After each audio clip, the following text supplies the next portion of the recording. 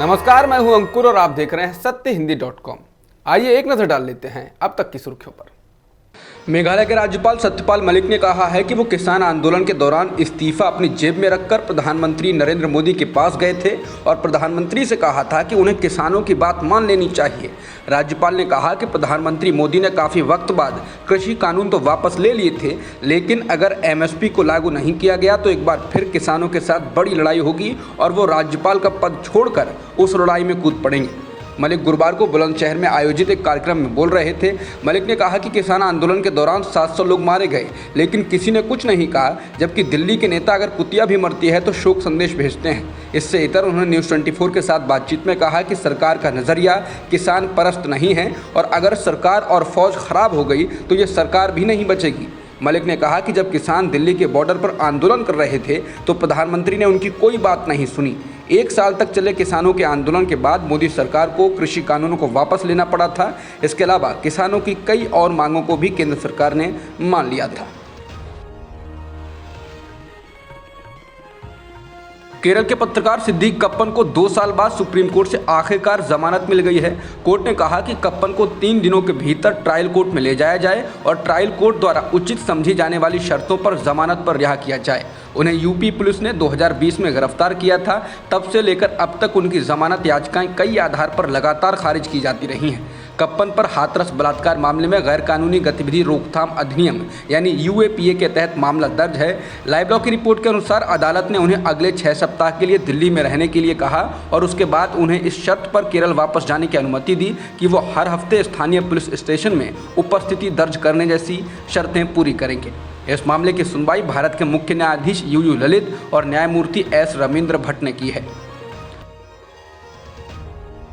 पत्रकार सिद्दीक कप्पन की जमानत पर सुनवाई के दौरान शुरुआत में सीजेआई यूयू ललित की अगुवाई वाली पीठ ने पूछा कि वास्तव में कप्पन के खिलाफ क्या पाया गया था। उत्तर प्रदेश सरकार की ओर से पेश वरिष्ठ अधिवक्ता महेश जेठमलानी ने कप्पन के खिलाफ मिली सामग्री को सूचीबद्ध किया।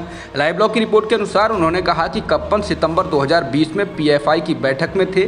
बैठक में कहा गया कि फंडिंग रुक गई थी। बैठक में ये निर्णय लिया गया कि वे संवेदनशील क्षेत्रों में जाएंगे और दंगे भड़काएंगे। 5 अक्टूबर को उन्होंने दंगा भड़काने के लिए हाथरस जाने का फैसला किया था। दंगा भड़काने के लिए 45,000 रुपये दिए गए थे। उन्होंने एक अखबार से मान्यता प्राप्त होने का दावा किया था, लेकिन हमने पाया है कि उन्हें पीएफआई के आधिकारिक संगठन से मान्यता प्राप्त थी। पीएफआई को एक आतंकवादी समूह के रूप में अधिसूचित किया जाना है। झारखंड ने अधिसूचित किया है कि ये एक आतंकवादी समूह है। वो दंगे भड़काने के लिए वहाँ था। ये 1990 में बॉम्बे में जो हुआ था वो कुछ वैसा ही है। सरकारी वकील की दलील सुनने के बाद अपने फैसले में सीजेआई ललित ने कहा, हर व्यक्ति को अभिव्यक्ति की आज़ादी का अधिकार है। वो ये दिखाने की कोशिश कर रहे हैं कि पीड़ित को न्याय की ज़रूरत है और एक आवाज़ उठाएं। क्या ये कानून की नज़र में अपराध है? सुप्रीम कोर्ट की पीठ सरकारी वकील के तर्कों से संतुष्ट नहीं थी। निर्भया मामले में विरोध प्रदर्शनों का जिक्र करते हुए जस्टिस भट्ट ने पूछा, इसी तरह के विरोध 2012 में इंडिया गेट पर हुए थे, जिसके कारण कानून में बदलाव हुआ था। अब तक आपने कुछ भी भड़काऊ नहीं दिखाया है। सीजेआई ललित ने आगे पूछा कि कप्पन के लोगों या उनके पास क्या पाया गया जब उन्हें हिरासत में लिया गया। इस पर जेठमलानी ने कहा कि एक पहचान पत्र और कुछ साहित्य मिला है। सीजेआई ने पूछा, एक है आईडी कार्ड और कुछ साहित्य, कोई विस्फोटक मिला? आपके अनुसार साहित्य उनको हिरासत में लिए जाने के दौरान मिला था। इस पर जेठमलानी ने नहीं में जवाब दिया और कहा कि कोई विस्फोटक नहीं मिला। वरिष्ठ वकील सिब्बल ने कहा कि साहित्य कार में मिला था। पीठ ने पूछा, क्या आरोपी ने कार में मिले साहित्य को आगे बढ़ाने के लिए कुछ किया है? इस पर जेठमलानी ने कहा कि राज्य के पास इसे साबित करने के लिए सह आरोपियों के बयान हैं।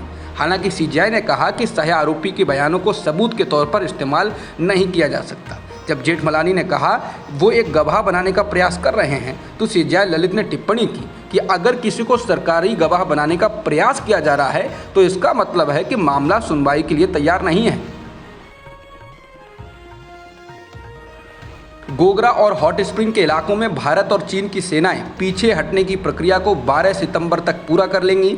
भारत के विदेश मंत्रालय ने शुक्रवार को एक बयान जारी कर ये बात कही है। गुरुवार को ही दोनों देशों की सेनाओं ने घोषणा की थी कि उन्होंने गोगरा और हॉट स्प्रिंग के इलाकों के पेट्रोलिंग पॉइंट 15 से पीछे हटने का काम शुरू कर दिया है। गलवान की झड़प के बाद से ही यहां पर दोनों देशों की सेनाएं आमने सामने थीं।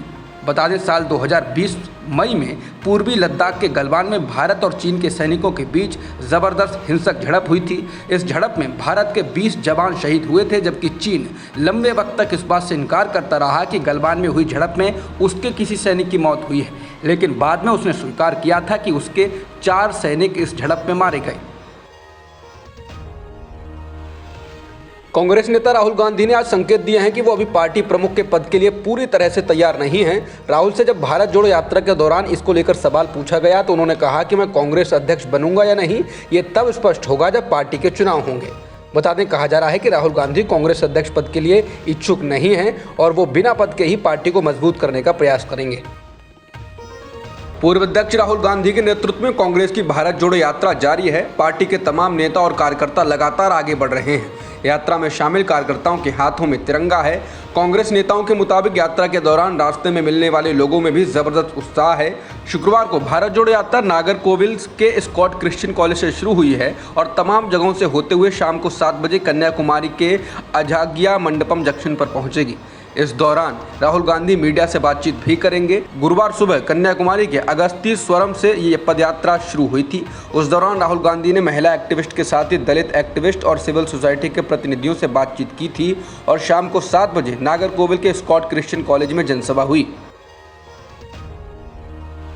गोवा के कर्लिस रेस्टोरेंट को गिराने पर सुप्रीम कोर्ट ने रोक लगा दी है। वहीं अब इस मामले पर अगली सुनवाई शुक्रवार को होगी। पर्यावरण नियमों के उल्लंघन के चलते एनजीटी ने आदेश दिया था। अथॉरिटी ने माना था कि रेस्टोरेंट नो डेवलपमेंट जोन में बनाया गया है। बता दें, सोनाली फोगाट की गोवा की इसी रेस्तरां में मौत हुई थी, जिसके बाद पर्यावरण नियमों के उल्लंघन के चलते इस पर बुलडोजर चलने वाला था, लेकिन सुप्रीम कोर्ट ने इस पर रोक लगा दी। अदालत ने हालांकि रेस्तरां को उसको तोड़ने की चुनौती देने वाली याचिका पर सुनवाई की अगली तारीख 16 सितंबर निर्धारित करने तक अपने सभी कॉमर्शियल ऑपरेशंस को निलंबित करने का निर्देश भी दिया। अब तक की खबरों में इतना ही। बाकी खबरों के लिए बने रहिए सत्यहिंदी.com के साथ।